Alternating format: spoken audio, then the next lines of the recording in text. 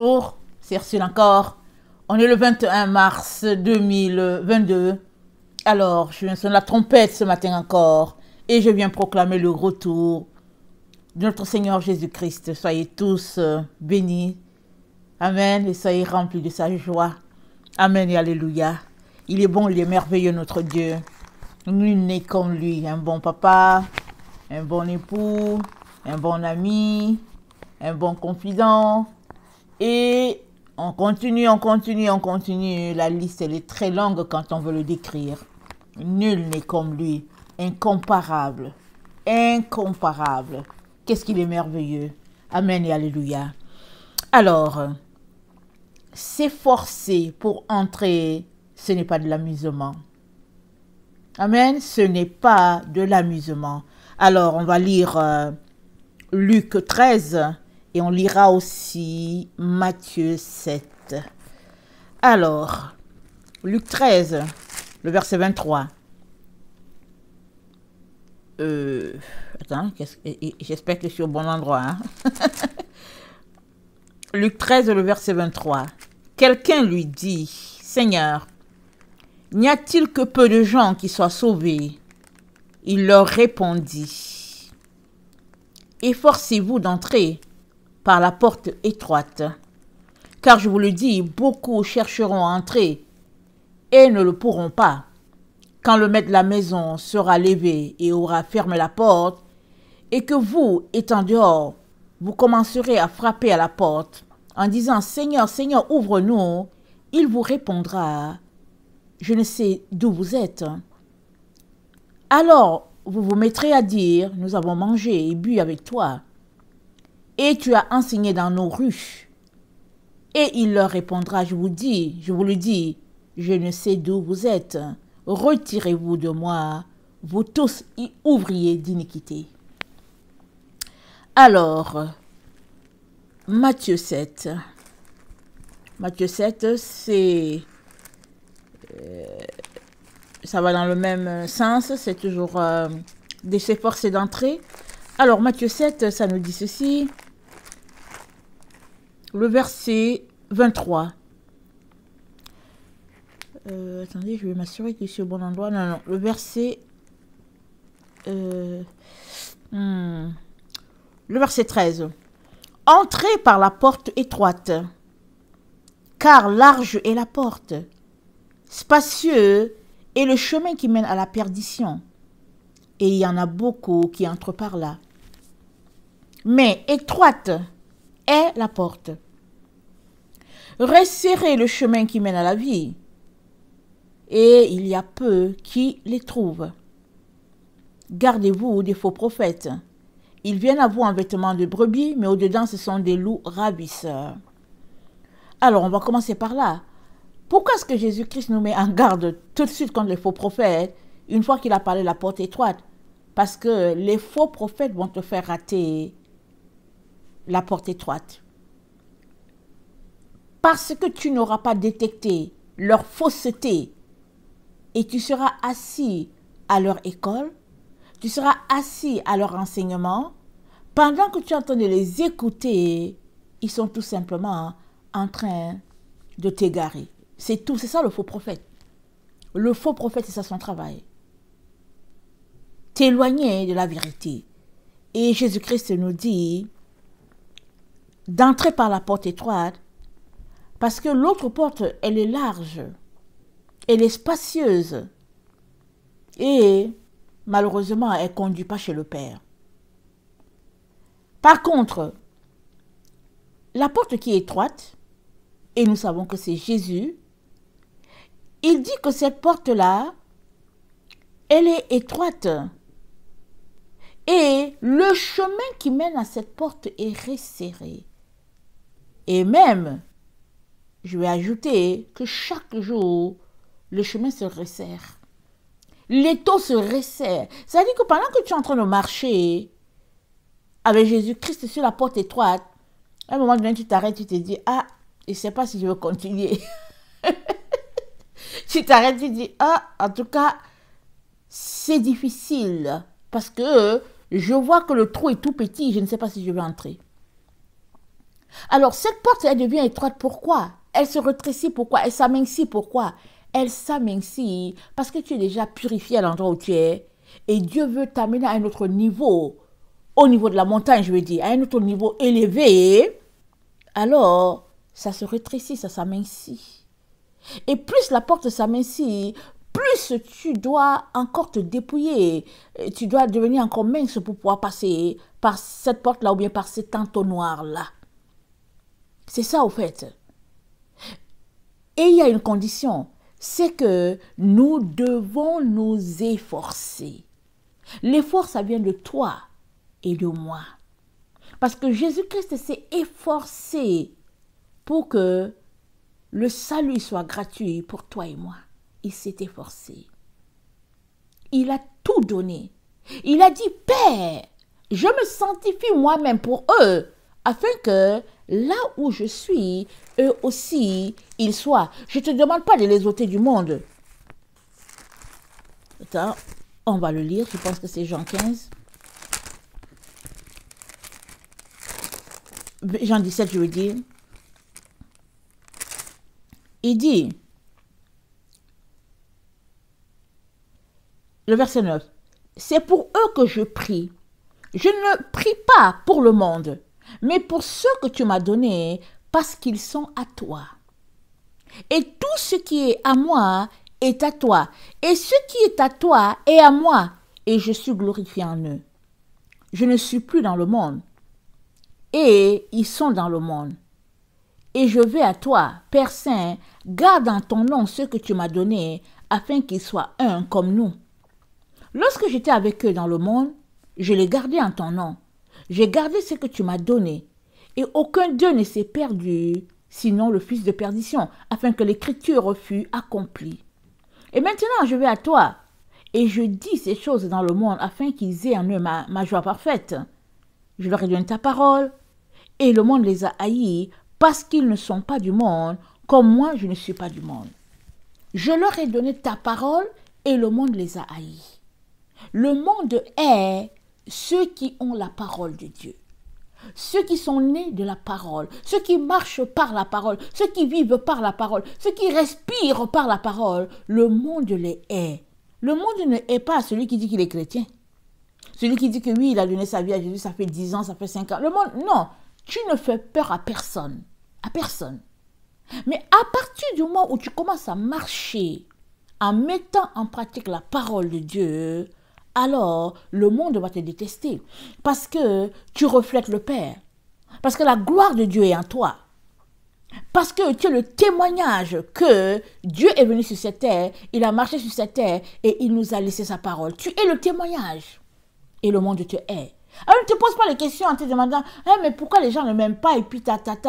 Écoute, si les gens t'aiment là, en tout cas pose-toi des questions. Pose-toi des questions si les gens t'aiment. Si tout le monde t'aime, pose-toi des questions. Il y a des gens qui aiment ça, que tout le monde les aime. Mais en tout cas, si tout le monde t'aime, il y a un sérieux problème. Et ce n'est pas pour détruire ta notoriété ou quoi. Moi, si quelqu'un est aimé par tout le monde, je fuis seulement. Non, non, non. Je prends mes gens à mon cou, je reste très loin. Je dis non, merci. Merci Seigneur de m'aider à garder les distances avec cette personne-là. Parce que comment tout le monde peut-il t'aimer? C'est parce que tu satisfais à tout le monde. Et le diable, tout le monde l'aime. Les gens ne le voient pas. Évidemment, s'ils le voyaient, qu'ils savaient que c'était celui-ci, le diable, dans toutes ses manigances, il fuirait. Mais tout le monde aime le diable. Du moins, ceux qui ne sont pas à Dieu. Pourquoi? Parce que le diable leur accorde ce qu'ils veulent. Le diable marche sur un terrain mi-figue, mi-raisin. Le diable contente tout le monde, c'est son travail. Il offre à la chair ce que la chair veut. Et il voulait être ami à Jésus. Il a dit à Jésus, si tu es fils de Dieu, jette-toi. Et puis les anges vont te porter. Un peu l'orgueil, n'est-ce pas, l'arrogance. Il veut que Jésus dise, que Jésus se pète les bretelles, là, pour dire, hey, après tout, je suis fils de Dieu. Et puis de l'autre côté, il a dit, il a montré les royaumes du monde à Jésus. Il lui a dit, si tu te prosternes et tu m'adores, je te donne tout ça. C'est ça le diable. Il va te donner tout ce que tu veux, pourvu que tu l'adores. Il est en soif d'adoration et d'admiration. C'est ça le diable.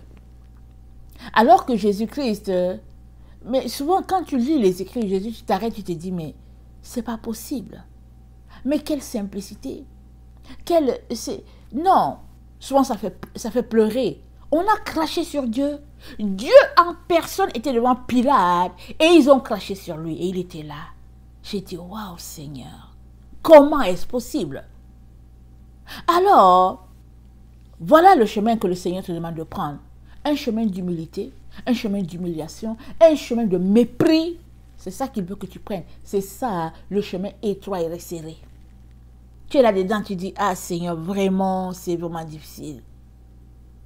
Et le Seigneur reconnaît ses enfants par leur attitude devant l'adversité, devant le mépris, devant l'arrogance des autres. Parce que la porte, le nom en hébreu, c'est le Dalet. Le Dalet, cette lettre-là, il paraît que quand Jésus-Christ leur a dit que je suis la porte, ou bien il leur a dit je suis le Dalet, ils ont compris. Pourquoi? Parce que quand tu es la porte, tu es en même temps en train de dire que tu as fait vœu de pauvreté, tu es en même temps en train de dire que tu as renoncé à tout. C'est ça, au fait, le Dalet. Parce que le Dalet, il amène en même temps. Quand on dit Dalet, il y a déjà la pauvreté dedans, hein, et il y a l'humilité et l'humiliation. Tout ça, c'est dans Dalet, là. Alors, Jésus-Christ, en nous disant qu'il est le Dalet, il nous disait, par moi, vous allez pouvoir arriver au Père. Mais il était aussi en train de nous dire que nous ne serons pas différents de ce que lui, il a été. Notre expérience ne sera pas différente de la sienne. Il a dit quoi? Ils m'ont maltraité, ils vous maltraiteront. S'ils m'ont aimé, ils vous aimeront. Voilà pourquoi à la fin, quand il était en train de récompenser les gens, il a dit aux autres, là, il dit que bien, enfants du Père, venez rentrer dans le royaume. Parce que j'ai eu soif, vous m'avez donné à boire. Parce que j'ai eu faim, vous m'avez donné à manger. Et les autres ont dit, mais quand est-ce? Il dit que chaque fois que tu as donné un verre d'eau à un de ces petits, tu l'as fait à moi. Alors, tu ne peux pas dire que tu es disciple de Jésus, ou bien que tu as emprunté la porte qui est Jésus, si tu es rempli d'arrogance, si tu cours après les biens de ce monde, si ton seul but c'est de devenir grand dans ce monde, et puis ben voilà, etc., etc., non, tu n'as pas encore expérimenté le Dalet. Il y a un pasteur, je pense que son témoignage était en ligne, il était, il servait le Seigneur, et il avait quand même des maisons, il avait des voitures, et puis ben voilà, il était bien, un pasteur bien, comme on dit dans le monde, et il avait des livres et tout, en tout cas la vie roulait bien pour lui. Jusqu'à ce qu'il s'est retrouvé dans un état végétatif, et il a été amené devant Dieu à cause de sa femme et de sa fille qui priaient, qui n'ont pas renoncé sur lui. Il priait seulement. Quand il est revenu de son expérience céleste, il a dit à sa femme, ah ma chérie, on vend tout. Hein. Tout, ils ont tout vendu. Je ne sais pas s'ils ont vendu ou bien ils ont donné. Je ne sais plus c'était quoi, mais j'ai l'impression que, non, ils ont donné et puis ceux qu'ils ont vendus, ils ont aussi distribué l'argent. Il a dit, ma chérie, on n'aura rien au ciel si on garde tout ce qu'on a là. Il avait des voitures luxueuses, il avait la gloire. Et le Seigneur lui a ajouté encore des jours parce que quand tu es dans un état où c'est les machines qui te maintiennent en vie, si ce n'est pas un miracle de Dieu, il n'y a pas moyen que tu vives. Alors, revenu de cette expérience, Dieu lui a donné quelques années encore. Et il a vécu pour réparer tout ce qu'il avait fait. Pourtant, il marchait sans le Seigneur. Pourtant, il prêchait, il s'efforçait de prêcher la vérité. Mais il dit qu'il y avait quelque chose. Excusez-moi. Il y avait quelque chose qui l'aurait carrément déclassé. C'était le fait qu'il aimait le luxe. Il aimait être bien. Il bénissait les gens, mais il aimait être bien. Alors, si tu es une seule personne et que toi seul tu as 3 voitures, il y a un problème, n'est-ce pas? Alors lui, il avait 3 ou 4. Il avait une belle maison, il aimait ça être bien, voilà. Et puis quand il passe, on dit pasteur, bishop et tout, et tout, et tout. Mais après son expérience, il vivait tout simplement dans le dépouillement le plus total. Alors, la porte étroite c'est le dépouillement. Jésus-Christ nous appelle tous sans exception à nous dépouiller. Quand bien même tu as de quoi subvenir à tes besoins et que tu as le plus, Jésus veut que, parce qu'il t'a mis sur la terre, un pauvre puisse se réjouir pour dire Alléluia. Estelle est sur la terre. Rodrigue est sur la terre. Benoît est sur la terre. Alléluia. Pourquoi? Parce que lui, il est pauvre, il n'a rien. Et puis Rodrigue, à cause de Rodrigue, il vit. À cause d'Estelle, il a de quoi subvenir à ses besoins. Alors, un pauvre, quand il se lève, il dit, oh Seigneur, bénis Rodrigue, bénis Rachel, bénis.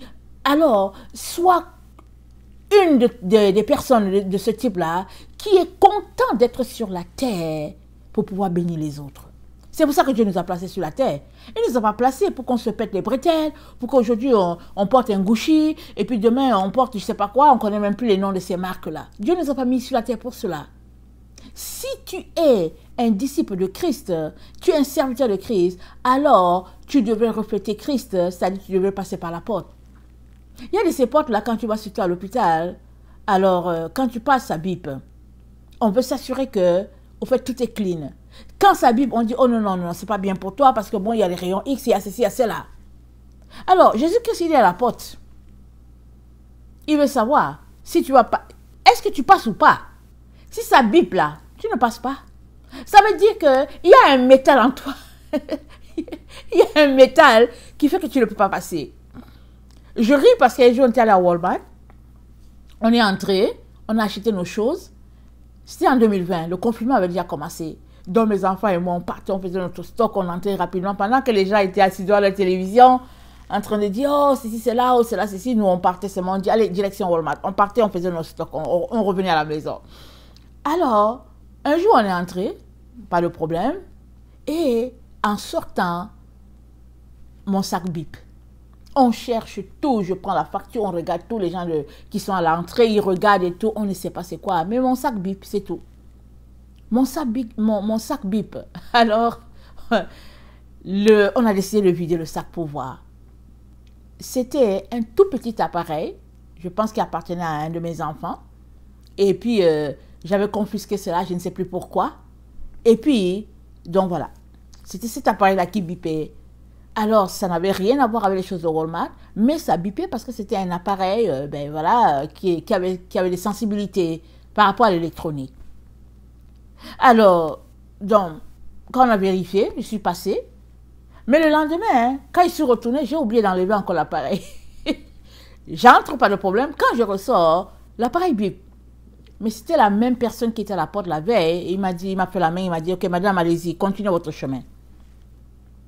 Tout cela pour dire que quand tu n'es pas capable de passer par la porte, le dalet là qui est Jésus, c'est parce qu'il y a quelque chose. Et il faudrait que tu ôtes cette chose-là. Alors Jésus-Christ te dit de t'efforcer. Et ce n'est pas de l'amusement. Tu ne peux pas faire semblant de t'efforcer. Ça veut dire que à tous les jours, tu dois t'efforcer. C'est-à-dire à tous les jours, tu as des choses à enlever. C'est pas possible qu'on puisse se lever et puis dire, bon, aujourd'hui, moi, je pense que j'ai assez enlevé et puis, ben, je n'ai plus besoin d'enlever d'autres choses. Non. Un jour, j'ai fait un rêve. Dans mon rêve, j'étais à une poubelle. Ok, j'étais à une poubelle. Et je savais que je jetais des choses à la poubelle. Et après cela, je suis partie. Je suis partie, direction avec mon Seigneur. Alors je sors du rêve, je dis, Seigneur, mais c'est quel rêve ça? Il dit, c'est pour dire qu'il y a encore des choses à enlever qui sont dans la maison, des choses à jeter dans la poubelle. Alors, dans une maison, c'est agréable quand on est seul dans la maison. Ou bien quand on gère la maison et qu'on est le maître à bord de la maison. On peut jeter tout ce qu'on veut. On se lève, on dit, ok, je balance toi à la poubelle. Mais quand tu es dans la maison avec ton mari et que tu peux juste jeter pour toi, n'est-ce pas? Tu jettes juste tes choses. Tu ne jettes pas les siennes. Quand bien même tu vois que les choses qui sont là, ça doit être jeté, tu ne peux pas jeter les siennes. Tu ne peux jeter que les tiennes. Et tu vas passer ton temps à prier pour dire, Seigneur, il faut que la maison soit propre. Il faut que la maison soit propre. Alors un jour, j'ai fait un rêve. Excusez, je passe mon temps à faire des rêves, moi. J'ai fait un rêve et dans mon rêve, Hollywood était dans ma chambre. Je n'avais pas d'espace. Hollywood était dans ma chambre. Or, dans notre chambre, en tout cas, mon mari et moi, on avait pris pour habitude, pas d'électronique, pas de téléphone, rien. Notre chambre, c'est juste notre chambre, nous deux et puis notre Jésus, c'est tout. Alors, je fais le rêve et puis Hollywood est dans ma chambre. Et je suis là dans le rêve, je dis, oh non, mais j'étouffe, j'étouffe. Je sors du rêve, je dis, mais c'est quoi ce rêve-là? Je dis, Hollywood. Mais depuis quand hein, Hollywood est dans ma chambre? C'est quoi ça? Alors, là où je suis, je soulève la tête, j'étais couchée, je soulève la tête. Je vois une armoire qui était là, ou bien, voilà, une étagère à rangement. Hein. Tous les DVD de Hollywood sont là. Et cette armoire à rangement, hein, c'est mon armoire, je l'ai placée là, ok, pour mettre mes affaires. Mais mon mari a eu le temps de venir déposer ses DVD. Il les a placés là. Alors, quand j'ai fait mon rêve, je suis allée le voir pour lui dire, ah, vraiment, mon chéri, tu sais quoi, c'est trop compliqué. Voici le rêve que j'ai fait là, les DVD là, je ne veux plus les voir, je veux qu'on les enlève. Je sais que ce sont tes DVD, mais est-ce qu'il n'y a pas un moyen là qu'on trouve la place? Parce que non, le Seigneur veut qu'on les jette. Mais mon mari n'était pas prêt pour cela, alors il fallait bien que ça quitte mon espace. Ok? Donc, on a déplacé cela. Et puis, je me suis dit, ok, comme c'est déplacé, à un moment donné, je vais tout simplement balancer ça à la poubelle. C'est comme ça que je me suis dit. J'ai raisonné comme ça en moi. J'ai dit, bon, après 2 mois, 2-3 mois, je vais tout simplement balancer ça. Le jour qu'il va me demander, je vais juste dire, je les ai jetés. Je ris parce que je suis championne pour jeter les choses pour rien. Alors, j'ai tout préparé mon coup. Le jour où je me suis levée, j'ai dit, ok, aujourd'hui, là, je vais les jeter. Évidemment, je les ai déplacés de l'endroit où on les avait déplacés. On les a déplacés de mon espace à moi, on les a mis dans un autre endroit. Et de l'autre endroit, je les ai déplacés pour qu'ils ne soient pas toujours là en vue, n'est-ce pas? Et ainsi, à force de ne plus les voir, on va comprendre qu'ils ne sont plus là. Alors, je les ai déplacés, je les ai mis dans un autre endroit, en direction de la poubelle. Ce jour-là où je voulais les jeter, mon mari vient me voir et me dit, est-ce que tu sais où sont passés les DVD?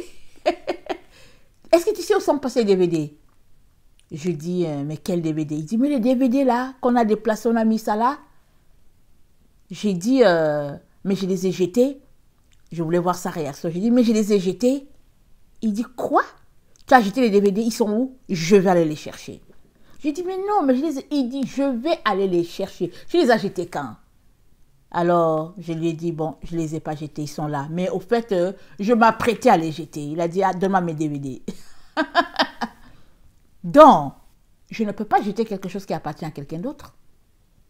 Dieu merci, n'est-ce pas? Dieu est bon pour moi. Moi, j'ai calculé, je me suis dit, ok, je vais débarrasser ces choses-là. Je vais enlever Hollywood de ma maison. Allez, poubelle, c'est tout. Mais lui, mon mari, ce sont ses DVD, c'est lui qui a acheté. Il aime ses affaires. Alors, ça lui a envoyé une grosse chicane ou bien des histoires, des disputes à ne pas en finir. Ça lui a envoyé un gros problème, hein, pour rien, n'est-ce pas? Le Seigneur qui est tellement amour, qui est tellement bonté, il voyait tout. Et au moment où il savait que j'allais jeter ça, parce que le lendemain, le bac à recyclage allait passer, comme il savait que j'étais en direction, le Seigneur a fait que mon mari est venu chercher ses DVD. Il a demandé ses DVD. Il a pris ses DVD, il est parti avec. Alors, tout cela pour dire que c'est très important de faire le ménage.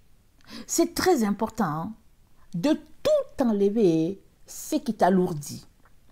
Alors, passer par la porte étroite, c'est ça, c'est faire jusqu'à tout le ménage, les petites choses là que tu penses, les livres, des choses inutiles, des choses futiles, c'est de les jeter. Mais, quand tu es bloqué, parce que l'autre n'est pas arrivé à ton niveau, tu peux juste continuer de prier pour dire, Seigneur, viens à notre secours. Et s'il y a moyen de parler, de discuter de ça, vous discutez de ça pour savoir comment vous allez faire. Mais s'il n'y a pas aussi moyen, tu peux juste jeter tes choses. Tu ne peux pas jeter les choses de l'autre. Tu peux jeter tes choses et puis jeter les choses de tes enfants quand ils sont petits et quand tu vois que c'est des déchets. Et Dieu est tellement bon parce que, étant une mère, tu te lèves, tu te dis, ok, ça c'est pas important. Donc un jour, je suis entrée dans une étagère et puis j'ai commencé à jeter les choses, jeter. Mais Dieu est tellement bon, j'ai tout balancé. Alors, ce jour-là, un de mes enfants vient et dit, maman, c'est bizarre, mais je ne trouve pas telle chose. J'ai dit, mais c'était où? Il dit, ah, c'était à telle étagère. Est-ce que tu les as jetés, maman? Je dis, bon, je ne sais pas si j'ai jeté, mais si tu ne vois pas, c'est que peut-être j'ai jeté. L'enfant s'est mis à pleurer. L'enfant a pleuré toutes les larmes de son corps. J'ai dit, ah, qu'est-ce qu'il y avait là-dedans? Oh, maman, tu as jeté les choses les plus précieuses. Ah, j'ai dit, bon, ok. Dieu est bon.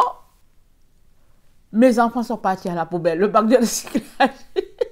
Ils sont entrés dedans. Dieu est bon. Le bac allait passer dans 2 ou 3 jours. Ils ont récupéré cette chose précieuse-là. Et c'était des paroles, et c'était des poèmes, et c'était...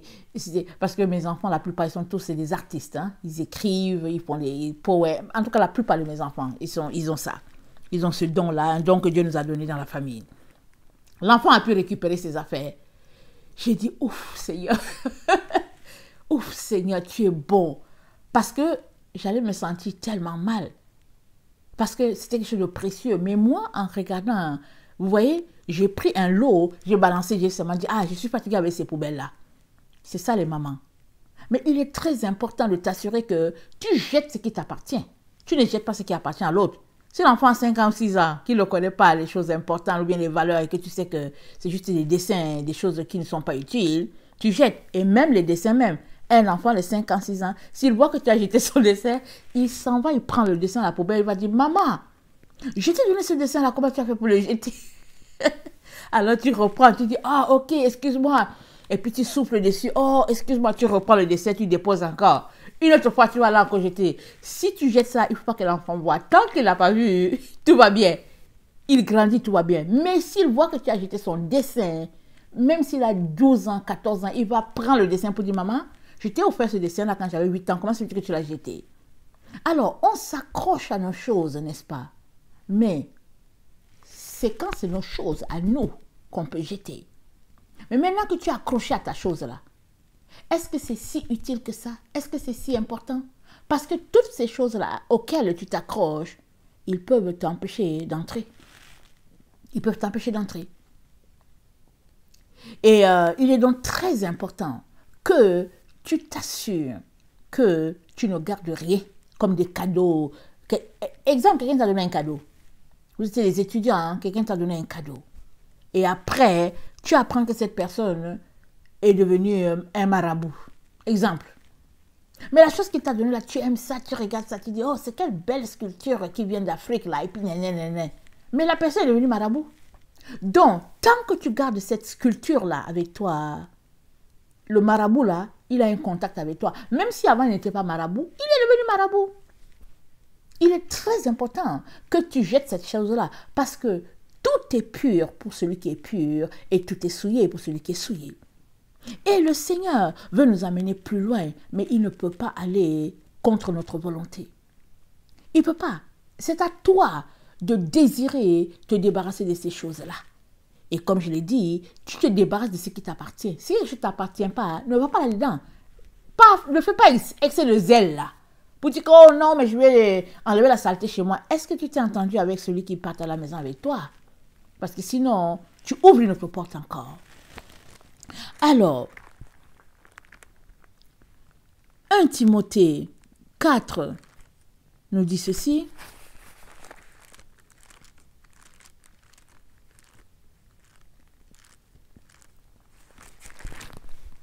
« 1 Timothée 4, le verset 8 nous dit ceci.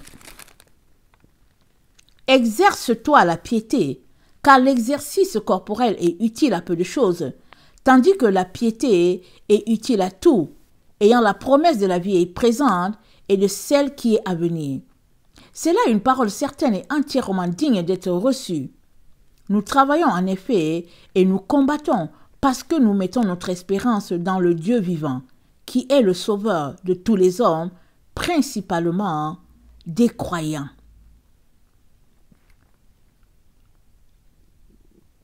Attendez, principalement le croyant.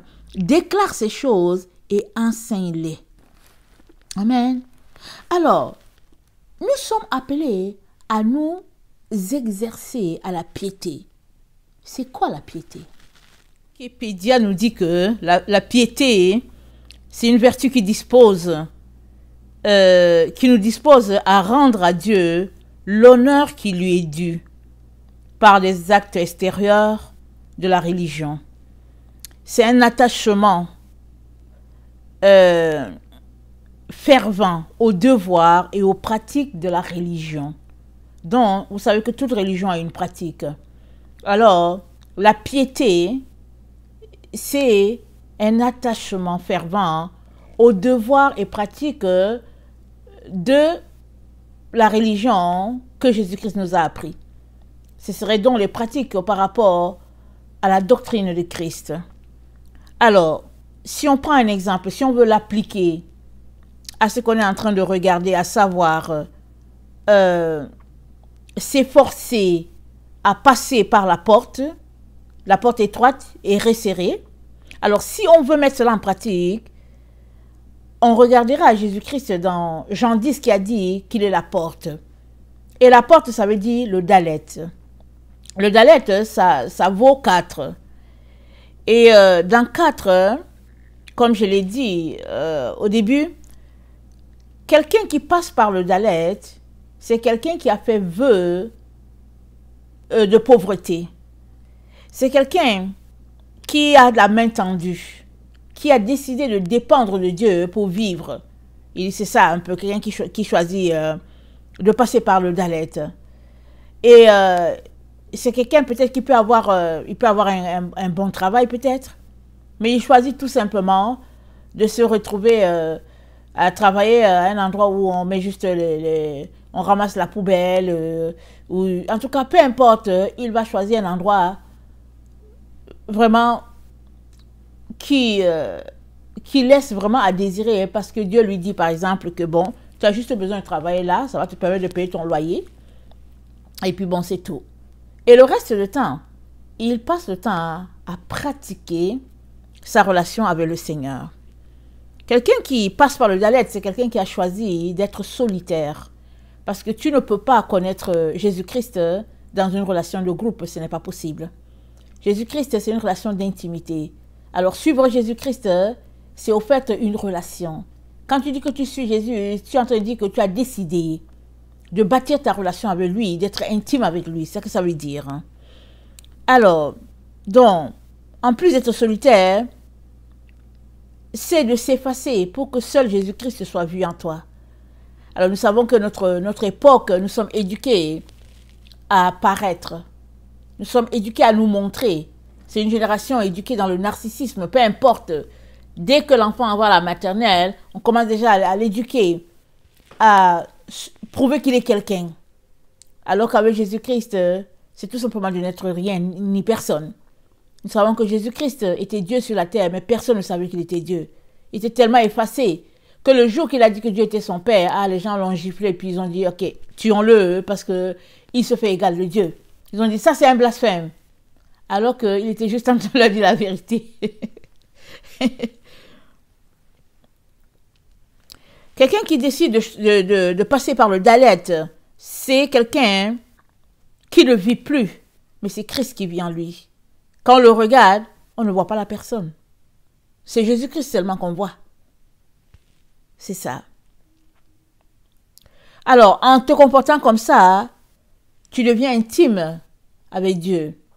Comment? Par la prière, par la lecture de la Bible, par le temps que tu prends dans la présence de Dieu pour le louer, par les actions que tu poses par-ci, par-là pour aider les gens, pour venir en aide aux gens, parce que tu t'occupes des pauvres, que tu vas à l'hôpital prier pour les malades, etc., etc. Voilà un peu l'exercice de quelqu'un qui a décidé de s'efforcer pour passer par la porte étroite. Il y a des exercices à faire. Tout comme quand le professeur vous explique une matière. Après, il dit, bon, écoutez, allez faire ces exercices-là, et puis bon, si vous ne comprenez pas, revenez me voir. Et le jour qu'il y aura examen, il va vous poser les questions sur ces exercices-là qu'il a donnés. C'est la même chose dans le Seigneur Jésus. On a des exercices à faire. Et vous savez, les temps dans lesquels nous passons, c'est des temps vraiment difficiles, des temps intenses, souvent en épreuve. Mais, qu'est-ce que Jésus-Christ a dit? Il a dit, ce sont les épreuves. C'est un passage. Ce n'est pas la fin de ta vie. C'est une étape dans ta vie. Alors, si tu vois que ce temps dans lequel nous sommes, c'est une étape, tu vas tout faire pour que cette étape ne puisse pas te voler ta personne. Mais si tu penses qu'au fait, c'est finalement une finalité, ben voilà, tu seras pris au piège et puis c'est fini pour toi. Et Jésus-Christ, ne voulant pas qu'on tombe dans cela, il nous a prévenus à l'avance en nous envoyant le livre d'Apocalypse, en nous disant qu'il y a un temps qui vient sur la terre où la terre entière sera éprouvée, mais il s'attend à ce que ses enfants puissent tout simplement tout faire pour passer par la porte étroite. Alors, si tu as déjà opté de passer par la porte étroite, je peux te dire que ça ne change rien à ta vie, tout ce qui se passe. Rien. Rien. Zéro. Ça n'a aucune action sur toi. Tu sais pourquoi? Parce que, anyway, tu étais déjà dans une situation de dépouillement total. Mais si tu avais une ambition, par exemple, d'aller monter l'Himalaya, et que bon, tu voulais fonder une entreprise, t'affilier par exemple à McDo, et puis bon, faire une franchise, alors la situation qui est là ne va pas t'arranger. Ou bien tu abandonnes tes projets, ou bien ben, tu fonces dans ton projet et finalement, tu ne seras pas avec le Dalet. Ce n'est pas possible de gagner le monde et en même temps gagner Christ, ce n'est pas possible. Alors Jésus-Christ nous dit de nous efforcer. On ne peut pas le faire autrement. Il n'y a pas un autre moyen. Il n'y a pas un autre moyen. Amen. Alors, dans 1 Corinthiens 4 qu'on venait de lire, on a lu, l'apôtre Paul nous dit donc de nous exercer à la piété, car l'exercice corporel est utile à peu de choses. Tandis que la piété est utile à tout. L'exercice corporel, vous savez que dans ce temps-là, avec les Grecs et tout ça, ils aimaient être athlètes, n'est-ce pas? Ils passaient leur temps à bâtir leur corps, un peu comme ce qu'on voit aujourd'hui avec nos jeunes. Ils portent des poids et puis bon, ils sont là, ils sont difformes, un peu gros par en haut et puis petits par en bas et puis voilà. Et puis Paul dit, il dit l'exercice corporel est utile à peu de choses. Et il dit, mais la piété, elle est utile à tout, ayant la promesse de la vie présente et de celle à venir. Amen et alléluia. Amen et alléluia. Parce que si tu t'exerces à la piété, ben tu vis tranquille dans cette vie-là. Le problème, c'est que personne ne te considère. Mais alléluia, tu vis. Tu vis reclus, peut-être en reclus, et tu es là, tu pries. Personne ne sait ce que tu fais, mais Dieu sait ce que tu fais. Dieu sait comment tu passes ton temps à prier pour les gens. Mais personne ne sait. Et quand tu sors, tout le monde t'insulte. Pas grave. Un jour, on se présentera devant Dieu et Dieu montrera le travail de tout un chacun sur la terre et on saura qui a prié, qui s'est amusé. Amen. Alors, il dit, c'est là une parole certaine et entièrement digne d'être reçue. Nous travaillons en effet et nous combattons parce que nous mettons notre espérance dans le Dieu vivant. Si ton espérance est dans le Dieu vivant, mon frère, chaque jour qui arrive, tu vas tout faire pour pouvoir passer par l'entonnoir qui se présente à toi à ce jour-là. Si la porte s'est rétrécie, tu vas juste tout faire pour dire, ok, la porte est plus mince, je vais juste jeter d'autres habits, je vais jeter d'autres manteaux, il faut que je passe. C'est ça que tu vas te dire. Et Paul nous dit encore, dans 1 Timothée 3, le verset 14, il dit, « Je t'écris ces choses avec l'espérance d'aller bientôt vers toi. Mais afin que tu saches, si je tarde comment il faut se conduire, dans la maison de Dieu, qui est l'église de Dieu vivant, hein, la colonne et l'appui de la vérité. Alléluia. Il y a une manière de se comporter dans la maison de Dieu. Paul dit, la maison de Dieu, c'est la colonne et l'appui de la vérité. Alors, c'est la base, c'est l'endroit, c'est de là que part la vérité, la maison de Dieu. Mais qui est la maison de Dieu? La maison de Dieu, c'est toi. La Bible dit quoi? Tu es le temple du Saint-Esprit. Ne sais-tu pas, tu es le temple. Ne sais-tu pas, tu es le temple. Sais-tu pas, tu es le temple. Tu es le temple du Saint-Esprit. Plein de force, plein d'amour et plein de joie. Plein de force, plein d'amour et plein de joie. Plein de force, plein d'amour et plein de joie. Tu es le temple du Saint-Esprit. Tu es le temple du Saint-Esprit. Tu es la maison de Dieu.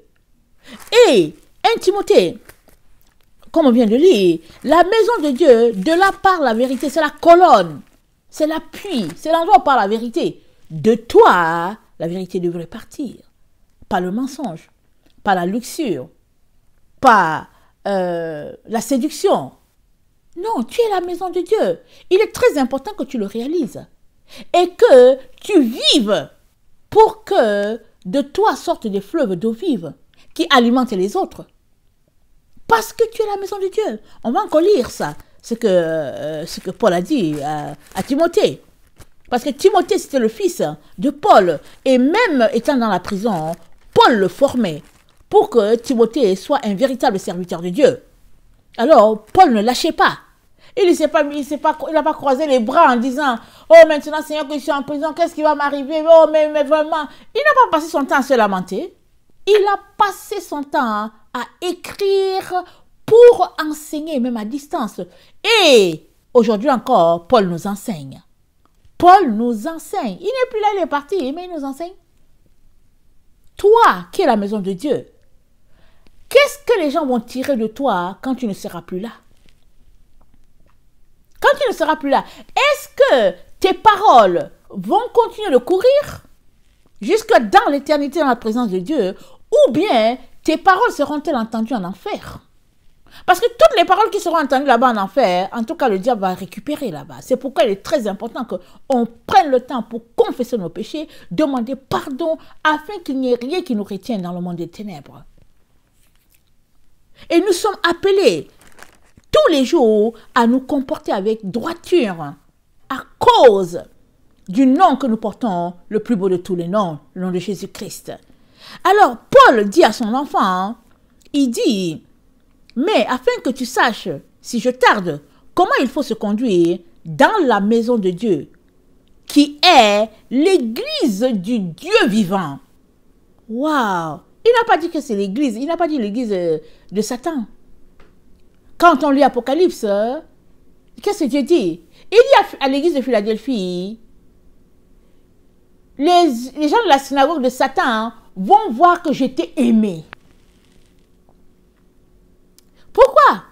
Il y a des gens qui sont regroupés dans les églises, ils sont là, ils se convainquent qu'ils sont en train d'adorer le Dieu vivant, mais il n'y a que Satan qui se délecte. Satan est content parce que Satan sait que...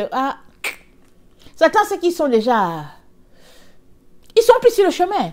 Mais ils sont dans l'illusion d'être dans le chemin, sur le chemin de Dieu. Et Paul dit ici, il dit, l'église du Dieu vivant. Alors, toi-même, toi, ta personne, tu es une église. Quand on se regroupe là, chacun est une église. Parce que l'église, c'est le temple de Dieu. Alors, Paul dit, la maison de Dieu, qui est l'église de Dieu vivant, la colonne et l'appui de la vérité. Très, très important que tu réalises que tu es une colonne.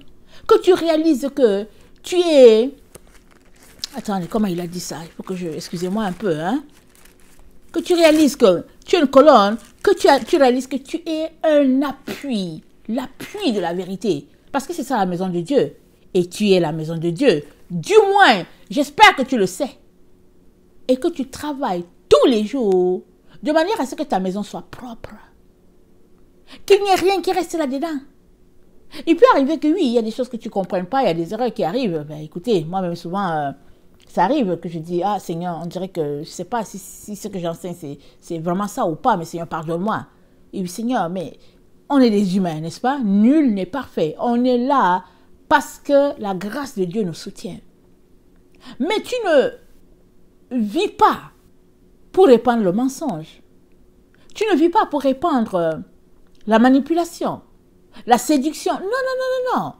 Tu es la maison de Dieu. Tu es la colonne. Tu es l'appui de la vérité. Jésus-Christ a dit, il a dit à une église, il dit à celui qui vaincra, je ferai de lui une colonne dans la maison de mon Père. Attendez, je vais le lire. Je ne sais plus c'est à quelle église. Il dit, je pense que c'est à l'église de Philadelphie, le verset 12 d'Apocalypse 3. Il dit, celui qui vaincra, je ferai de lui une colonne, voilà, une colonne dans le temple de mon Dieu. Il n'en sortira plus. J'écrirai sur lui le nom de mon Dieu et le nom de la nouvelle, et le nom de la ville de mon Dieu, et le nom de la ville de mon Dieu, de la nouvelle Jérusalem, qui descend du ciel d'auprès de mon Dieu, et mon nom nouveau. Que celui qui a des oreilles entende ce que l'Esprit dit aux églises. Alors, s'efforcer, ce n'est pas de l'amusement. Parce que quand on va en profondeur et que on prend en note tout ce que Dieu dit de l'Église qui est son épouse, quand on prend en note tout ce qu'il mentionne, on comprend que il est très très important qu'on fasse très attention. Parce que l'Église, ce n'est pas le bâtiment, mais c'est l'association de plusieurs, de chaque Église, c'est-à-dire chaque personne, chaque temple. C'est chaque temple du Saint-Esprit qui se retrouve et il présente un culte à l'honneur de ce Dieu-là. Mais comme maintenant, on est dans une époque où tout est souillé, et que bon, chacun essaie de se cacher dans son trou pour pouvoir se sanctifier, alors, peu importe l'endroit où tu es, si tu te retrouves avec des frères pour élever ce nom merveilleux, ou bien si tu te retrouves seul, il est très important que tu saches que tu es une colonne pour ce Dieu-là, et puis un appui à la vérité. Maintenant, qu'est-ce qui coule de toi? Qu'est-ce qui coule de ton être? Quels sont les flots qui sortent de toi? Il est très important que ces flots-là, soient des eaux qui abreuvent, soient des eaux qui désaltèrent toute personne qui vient à côté de toi, que ce soit un animal, que ce soit un oiseau, peu importe. Il est très important que l'eau qui sort de toi soit une eau pure, une eau limpide. Et pour cela, il faudrait que tu t'efforces de passer par la petite porte. Il est très important. Mais si tu aimes seulement les facilités et que tu veux juste t'amuser, alors je viens te dire que tu as du chemin à faire. Tu as du chemin à faire parce que Jésus-Christ ne changera pas ses standards pour toi et moi. Mais non, c'est nous qui devons nous élever au niveau du standard de Jésus. Parce que les standards ont déjà été établis. La Bible dit, notre Dieu, une lumière inaccessible, c'est ce qu'il est. La Bible dit que Jésus-Christ, c'est la manne qui nous a été donnée, qui est descendue du ciel. Alors, la Bible dit, recherchez la paix, la sainteté sans laquelle nous ne verra Dieu. Mais Dieu ne va pas changer ses standards pour nous. Il ne va pas, diluer un peu sa parole là pour dire, écoutez, c'est une génération qui vit un peu des choses difficiles. C'est une génération qui a Internet et puis tout ça là, elle veut plein de séduction. Essayons vraiment de mettre un peu les choses un peu plus légères pour eux. Mais non, mais non. Si tu es mort, alors tu es mort. Il n'y a plus rien qui va te toucher.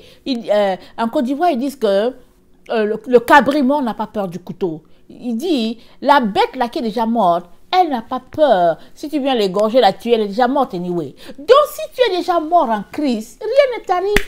Tu sais que tu es mort. Tu dis seulement non. Écoutez, mettez une croix sur moi, je n'existe pas. Parce que tu es mort en Christ. Donc tu vis pour Christ. Quand les gens te voient, on sait seulement que c'est Christ qui vit en toi. Alors, si tu es mort en Christ, tout ce qui se passe autour de toi, ça ne te fait rien. Tu continues tout simplement de te dépouiller pour pouvoir atteindre le standard de Jésus. Et ce n'est que comme ça que il nous fera cette grâce-là de pouvoir nous retrouver devant lui un jour. Amen. Rien n'est donné. Il nous a dit dans sa parole, je vais terminer avec ça, dans Matthieu 11, le verset 12. Matthieu 11, le verset 12. Il dit, depuis le temps de Jean-Baptiste, jusqu'à présent, le royaume des cieux est forcé, et ce sont les violents qui s'en emparent. Car tous les prophètes et la loi ont prophétisé jusqu'à Jean. Depuis le temps de Jean-Baptiste, le royaume de Dieu est forcé, et ce sont les violents qui s'en emparent. C'est forcé le royaume de Dieu. Donc c'est ça. Il n'y a pas un autre moyen. On ne vient pas timidement là, et puis bon, voilà, et puis bon, on est là, soit on est avec Jésus, soit on est avec les cellulaires, et puis on est là, on traîne les pattes, et puis non, non, non, non, non, ça ne marche pas. Le Seigneur s'attend à ce que on puisse l'accepter sans forcing, c'est-à-dire qu'une fois que tu as accepté Jésus-Christ, amen, personne ne t'a forcé, n'est-ce pas? Mais une fois que tu l'as accepté, tu l'as fait volontairement de ton propre gré, alors il te dit, maintenant c'est le temps de forcer, de faire du forcing pour arriver jusqu'au sommet. Et le sommet, c'est là où il y a Dieu. Pourquoi? Parce que le monde dans lequel nous vivons va à contre-courant, contre Dieu. La preuve est que Dieu en personne sur la terre a été bafoué et on lui a montré la porte. Jésus est mort parce qu'ils disent qu'il a dit qu'il est fils de Dieu. Il leur a dit la vérité et puis ils se sont fâchés. Ils se sont fâchés parce qu'il leur a dit la vérité. Il leur a dit, je suis fils de Dieu, je suis Dieu. Il est Dieu, notre Seigneur. Il leur a dit qu'il est fils de Dieu. Ça, il l'a dit. Mais, il est Dieu, notre Seigneur Jésus. Et le monde dans lequel nous sommes n'aime pas la vérité. Une fois que tu dis la vérité, ils disent, bon, c'est le temps de le frapper. C'est le temps d'en finir avec la personne parce qu'elle a dit la vérité. Mais tu ne dois pas arrêter de dire la vérité. C'est cela la violence dans laquelle tu es appelé, dont Jésus a parlé. En disant depuis le temps de Jean-Baptiste, le royaume de Dieu, ce sont les violents qui s'en emparent. Et il nous encourage à nous emparer du royaume. Fais quoi? Fais quoi? Peu importe l'intensité de tes épreuves, peu importe vraiment tout ce qui se passe, sache que tu ne manqueras pas de nourriture. Hein? Dieu a nourri Élie. Un corbeau est venu lui donner à manger. Il a pu boire et il a pu avoir une galette. Un corbeau. Ça, c'est notre Dieu. Tu mangeras. Tu ne mourras pas. Dieu va te nourrir. Tu dois tout simplement t'examiner, regarder à ton niveau si vraiment tu veux vraiment passer par cette porte-là ou pas. Le Dalet qui est notre Seigneur Jésus-Christ. Et si c'est ça que tu veux, il te dit de t'efforcer jusqu'au bout. Il sera là avec toi. Amen. Que le Seigneur bénisse sa parole. Je vous aime beaucoup. Et Dieu davantage. Maranatha. Jésus revient. Amen et amen. Alléluia.